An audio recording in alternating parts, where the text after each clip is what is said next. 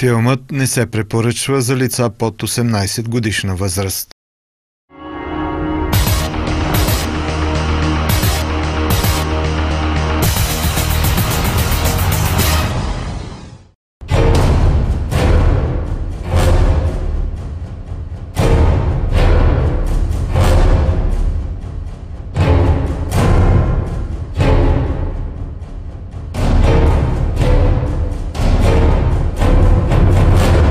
Случващото се днес в китайските концлагери е всъщност по-жестоко от това, което се е случвало в миналото в нацистските концлагери и в лагерите от известната система ГУЛАГ в Съветския съюз.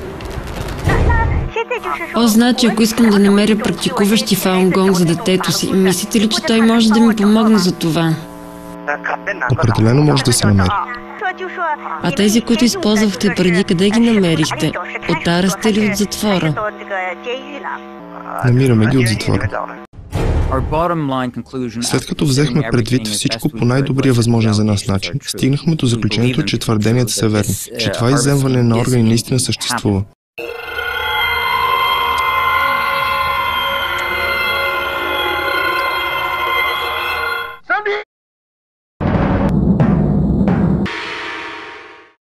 Повод за да ви разкажа тази история стана изложение на пластинирани тела в центъра на София. Посетителите не си задават въпросите откъде идват тези тела и на какви хора са принадлежали, защото самоличността им отдавна е заличена. Тяхната личност е старателно отстранена чрез това, че кожата им е удрана буквално и всички следи от тяхната идентичност документално са заличени. Ние не знаеме кое е име и кой жив човек, чия съдба стои зад този пластинат, който на нас ни се показва като експонат, като произведение на изкуството или още по-лошо като образователен модел. Особено съмнително в така наречената изложба е самия произход на телата. Твърденията на организаторите на изложбата са, че експонатите са доставени от китайски медицински институти и че хората, чието останки са изложени на такъв показ, при живе са дали съгласието си тялото им да бъде използвано за научни цели.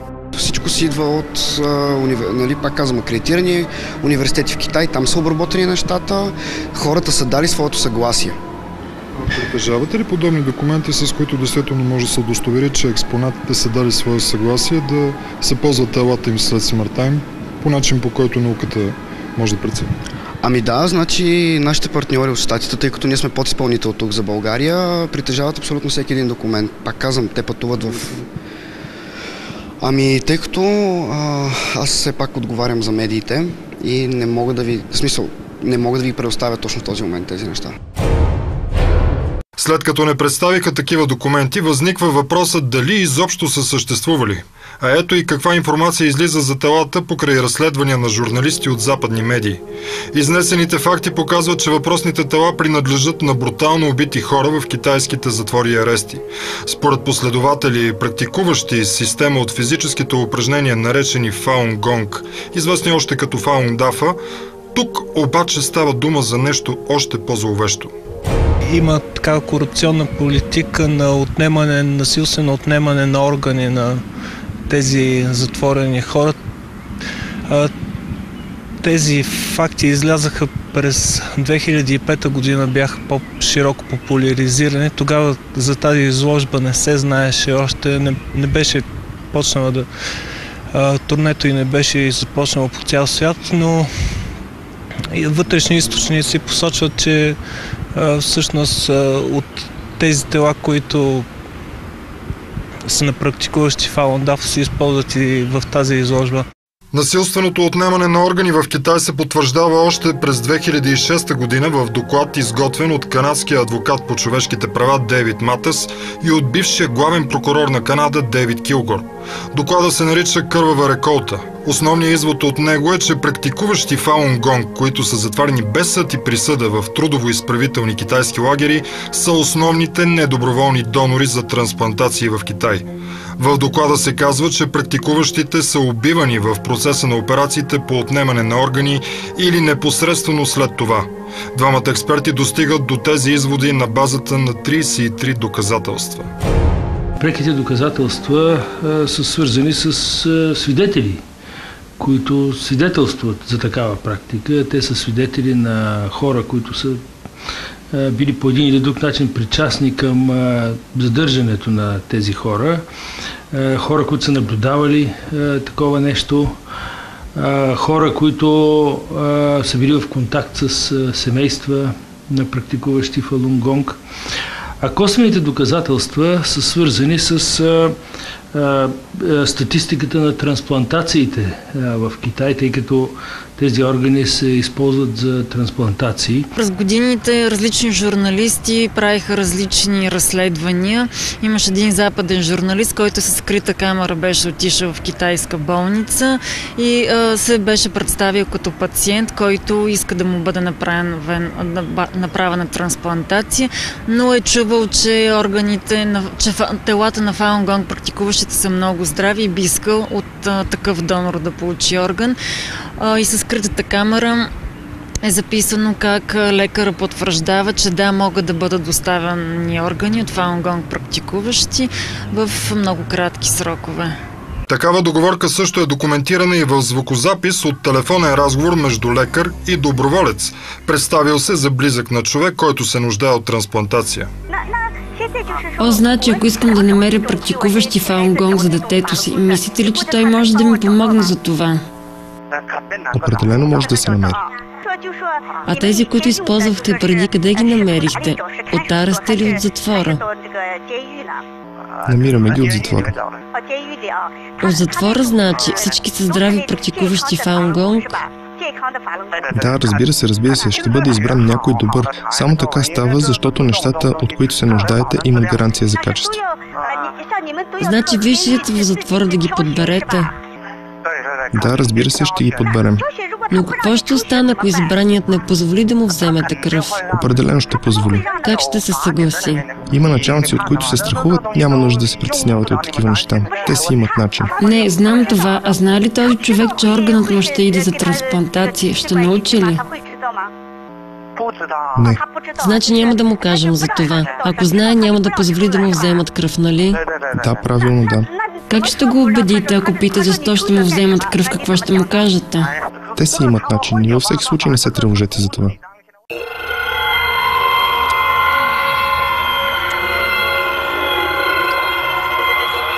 Едно от журналистическите разследвания за това, че практикуващите Фалун Гонг се използват като банка за органи, е това на американския разследващ журналист Итан Гътман.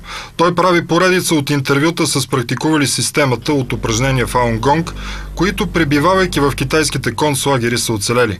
Вниманието на Гътман се спира не на самите изтезания, на които били подлагани затворниците, а на лекарските прегледи и кръвните проби, които са взимани от тях. Една от тях каза нещо за физически преглед, който беше много...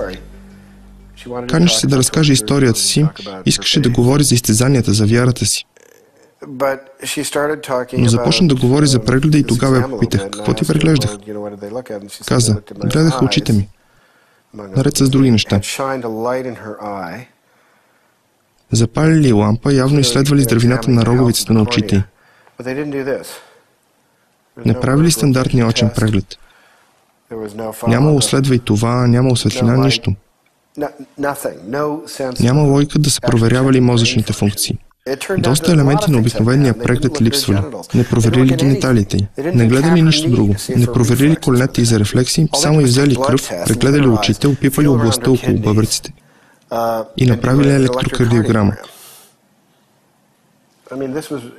Кръвните тестове били обширни. Взели 8 шишенца с кръв. След серия интервюта стана очевидно, че това определено се случва. След като взехме предвид всичко по най-добрия възможен за нас начин, стигнахме до заключението, че твърденията са верни, че това изземване на органи наистина съществува. Числата, разбира се, са само приблизителни, тъй като Китай не публикува такава статистика, но според нашата оценка в периода между 2000 и 2005 година са извършени 41 500 трансплантации, чието източник на органи не може да бъде обяснен по какъвто и да е друг начин. Потресаващ е факта, че голяма част от хората, попаднали в китайските концлагери, повече не излизат оттам. Факт е, че много от тези хора наистина не се завръщат. Факт е, че по отношение на много от тях има убедителни свидетелства от трети лица, че те са убити и че органите им са иззети. и не е ясно какво е станало с телата им. Отнемането на органите се извършва в медицински бусове, за да бъде пресен орган и веднага да се достави. Излязоха дори много жестоки доказателства, че дори не използват обезболяващи, когато отнемат органа на отдаден практикуващ, за да си спестят от тези разходи. И също така има данни, че телата след това се изгарят, за да няма доказателства. А освен това, сега излязоха доказателства, че те се използват и за такива изложби на тела, каквито обикалят цял свят, каквато дойде и в България. А ето и малко предистория на самата изложба. Тя е организирана от американската компания Premier Exhibition със седалище в град Атланта, щата Джорджия. Първата изложба с пластинирани тела американците откриват през 2005 година в град Тампа, Флорида, въпреки забраната на щатския анатомичен борд. От 2005 година вестник Ню Йорк Таймс и телевизия ABC излизат с множество публикации и телевизионни материали, разкриващи съществуването на черен пазар на трупове и части от Китай, откъдето Premier Exhibition се снабдява с телата. Постепенно излизат данни, че всъщност тези тела са на хора, които са затворници, измъчвани, убивани в въпросните лагери на съвестта или затвори на съвестта в Китай, където се затварят и убиват понякога с минимална идея за правосъдие противници на режима. Дисиденти, членове на религиозни общности, които не са долюбвани от Китайската комунистическа партия. След това или чрез фалшификация на документи, или под принуда подписани декларации, тези тела отиват в медицинския университет в Далян, един от основните центрове за пластинация, и след това се продават на така наречените фабрики за пластинация, които в Китай са вече десетки и които са свързани с бизнеси на западни фирми като Premier Exhibitions. През пролета на 2012 година Бо Шилай, един от върхушката на Китайската комунистическа партия, бе изненадващо разобличен в Китай, както и неговата съпруга, която е притежавала 2 фабрики за пластинация в североизточен Китай. И тогава в тези разкрития се установява, че те са използвали тела на Фалун-Гонг практикуващи. След журналистическите публикации по темата с произхода на телата, през 2008 година Американския конгрес и главния прокурор на Ню Йорк започват разследване, довело до оставката на изпълнителния директор на Premier Exhibition Арни Гелър, който заявява, че е потресен от разкритията за възможния произход на труповете. Заради тези съмнения изложбата е забранена в Канада, Франция, Израел и в много други държави.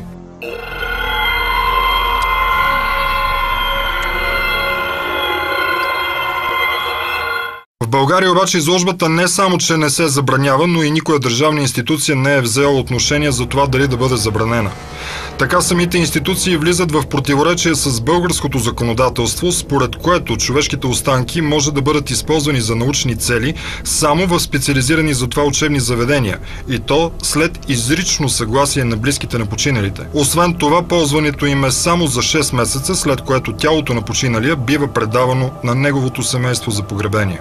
Тоест българското законодателство не познава изключение от това правило, което означава, че всяко третиране на човешки останки по друг начин представлява нарушение на закона. Тук не става въпрос за един разрешителен режим, а наистина за ограничаващ режим. При всички положения тук имаме човешки останки. Тук нямаме някакви пластмасови изделия, нямаме нищо друго, освен едни реални човешки останки. Така че правният режим на мъртвите човешки тела изисква всяко едно пренасене на такива тела да става с определени документи, включително акт за смърт, включително документи, които индивидуализират това лице и посочват чий е този труп, кое е починалото лице, чието мъртво тяло се пренася. Едновременно с това е необходимо разрешение на определени органи, в България специално на регионалната здравна инспекция, в случаите на пренасене на трупове през границата на държавата. Но това става именно при спазване на един специализиран административно-правен режим, който е гаранция за това, че ние ще се отнасяме съответно към телата на починалите лица. А ето какъв беше и отговор от столичната регионална здравна инспекция. Оказва се, че оттам не са издавали каквито и да е разрешителни, с които да се позволи вкарването през границата на телата от изложбата, тъй като по документи се водели експонати, а не човешки останки. Макар обаче и трупове на хора, това са експонати специално обработени и изготвени за тази цел и това е едно изложение, за което не е по принцип на лицензионен или разрешителен режим, така че не е необходимо да се издава какъвто и да било документ. Доколкото разбирам, от регионалната инспекция не е издавали. Не сме издавали. Просто няма задължение да искат и да получат такъв документ. При положение, че става дума за трупове, те не би трябвало да бъдат квалифицирани по наредба 2 от 2011 година, която се отнася за погребенията и за пренасянето на мъртвеци. Да, разбирам за кой нормативен документ говорите, тя е въз основа на Закона на здравето, но това е норматив, който касае българските граждани, говорим за трупове на хора, български граждани, касае нашето законодателство и нашето население.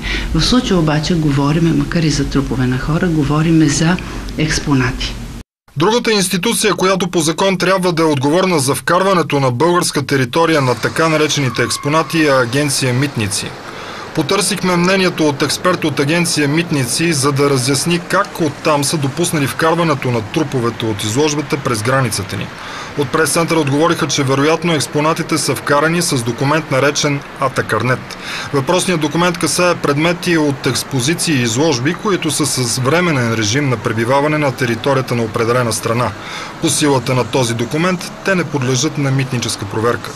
По повод твърденията, че телата от изложбата са на китайски политически затворници, както и представители на отделни общности в Китай, убити за да им се отнемат органите за трансплантации, потърсихме позицията на китайското посолство. Препратиха ни към госпожа Го Фанг, отговаряща за културните въпроси. Поискахме интервю по казуса, за да се представи позицията на китайската държавна власт. До момента не сме получили потвърждение за интервю от китайското посолство.